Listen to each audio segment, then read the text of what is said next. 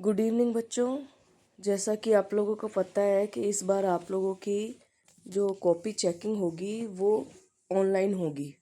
आप लोगों को ये स्क्रीन पे नज़र आ रहा होगा, on screen marking system OSM।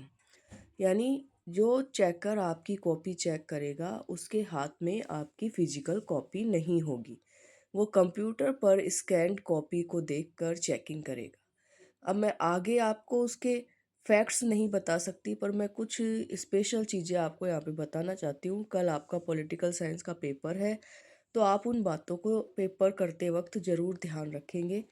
जैसे देखो, सबसे इम्पॉर्टेंट चीज़ जो है, जो आपको ध्यान रखनी है एग्ज़ाम देते वक्त, वो ये ध्यान रखनी है कि आपको क्वेश्चन नंबर, कोशिश करो कि आपका सेक्शन सही हो। यानी आपने सेक्शन ए के क्वेश्चन अगर करने स्टार्ट किए हैं तो आप सेक्शन ए के ही क्वेश्चन करें। देखो, जैसे आपके पेपर जब आता है तो उसके अंदर बहुत सारी बातें आती है कि सेक्शन ए, वर्ड लिमिट और मार्क्स।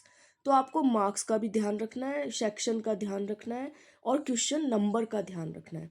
खास तौर पर आपको क्या करना है कि आपको अपने क्वेश्चन का नंबर सही लिखना है और जिस सेक्शन का क्वेश्चन आप कर रहे हैं उसी सेक्शन में उस क्वेश्चन का आंसर दें।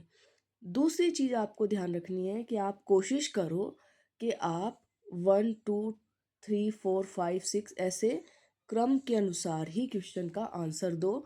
चेकिंग करने वाले के लिए सुविधा रहेगी। आप जितना पेपर को इधर उधर करेंगे उतना ही ज़्यादा चेक करने वाले का दिमाग खराब होता है।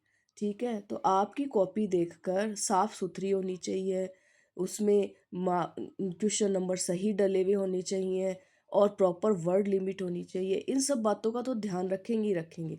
साथ में OSM में जो एक सबसे इम्पॉर्टेंट बात है वो मैं आपको यहाँ पर शेयर करना जा रही हूँ कि स्टेप के मार्क्स हैं। अब आपने स्टेप सुने होंगे कि मैथ में स्टेप्स के मार्क्स होते हैं, पर आपको मैं बता दूं कि पॉलिटिकल साइंस का जो पेपर चेक होगा आपका, उसमें भी स्टेप्स के मार्क्स होंगे। और उसी के लिए मैंने देखो आपके सामने एक ये सॉल्व पेपर खोला है और उसके माध्यम से मैं आपको बताने जा रही हूँ। जैसे ये देखो, क्वेश्चन नंबर, ये देखो 14 नंबर का क्वेश्चन आपको यहाँ पर स्क्रीन पे दिखाई दे रहा है कि आर्थिक वैश्वीकरण के पक्ष में दिए गए किन्हीं दो तर्कों की व्याख्या कीजिए। अब जहाँ पर यह वर्ड आ गया दो तर्क, तो ये 2 नंबर का क्वेश्चन है, पर और इसमें 2 स्टेप होंगे। यानी जब वो चेकिंग करेगा, चेक करने वाला, अगर आपने इसको एक ही पैराग्राफ में 50 शब्दों में इसका आंसर लिख दिया तो आपको एक ही नंबर मिलेगा। तो आपको इसके 2 पॉइंट बनाकर लिखने ही लिखने हैं। आपको जो भी आंसर आता है आप उसको 2 पॉइंट में लिखो। ठीक है, तो 2 तर्क मांगे तो 2 स्टेप हो गए इस प्रश्न के उत्तर के। तो वो 2 जगह एक एक नंबर देगा, उसके बाद उसको टोटल करके 2 नंबर देगा। ये बात सभी बच्चे ध्यान रखेंगे। अभी देखो, मैं जैसे आपको एक और प्रश्न में बताती हूँ, 4 नंबर का क्वेश्चन बताती हूँ मैं आपको एक, जिसमें 4, देखो ये 19वां प्रश्न देखो आप। इस 19वें प्रश्न में क्या लिखा हुआ है? द्वितीय विश्व युद्ध के पश्चात सोवियत संघ को एक महाशक्ति बनाने में सहायक किन्हीं 4 परिस्थितियों को स्पष्ट कीजिए।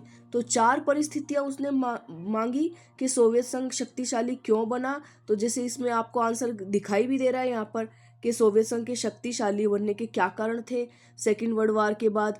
तो 4 पॉइंट है, तो आपको 4 पॉइंट लिखोगे तभी आपको 4 मार्क्स मिलेंगे। आपने अगर 3 पॉइंट लिखे तो आपको 3 ही नंबर मिलेंगे, क्योंकि जो मार्क्स देने वाला व्यक्ति है उसको 4 जगह अलग अलग मार्किंग करनी होगी। आपने अगर कहानी के रूप में, आपने एक पैराग्राफ के रूप में अगर वो 4 पॉइंट लिख भी दिए तो वो मार्किंग 4 जगह नहीं कर पाएगा। तो आपको 1 2 3 4 4 नंबर डालो।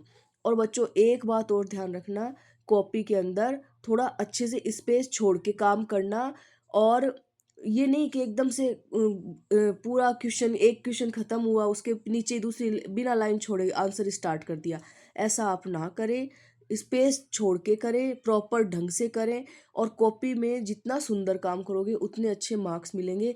ये बात आप ध्यान रखें।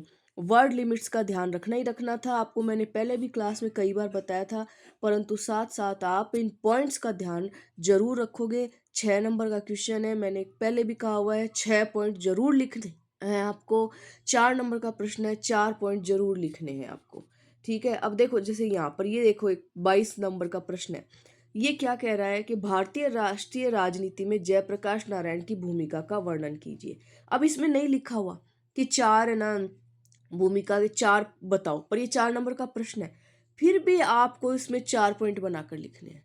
आपको क्या ध्यान रखना है, क्योंकि 4 नंबर का प्रश्न है, अगर वो स्टेप वाइज उस पॉइंट की मार्किंग हुई और आपने भूमिका में जयप्रकाश नारायण की कहानी लिख दी और बाकी चीज़ें नहीं लिखी, तो बेटा आपको मार्क्स नहीं मिलेंगे, 2 ही नंबर मिलेंगे। कहीं 1 दे देगा वो, कहीं 2 दे देगा, पर आपने पॉइंट ही नहीं लिखे हैं, वो आपको मार्क्स कैसे देंगे? वो कहाँ देखेंगे 4 स्टेप कहाँ है? तब भी आप पॉइंट बनाकर आपको आंसर देना है। तो आपको कल के लिए बहुत बहुत बेस्ट ऑफ लक, और आपका पेपर अच्छा हो, और आप इन चीज़ों का ध्यान रखें और अच्छे से पेपर करके आएँ, यही मेरी आपको शुभकामनाएं हैं। Thank you.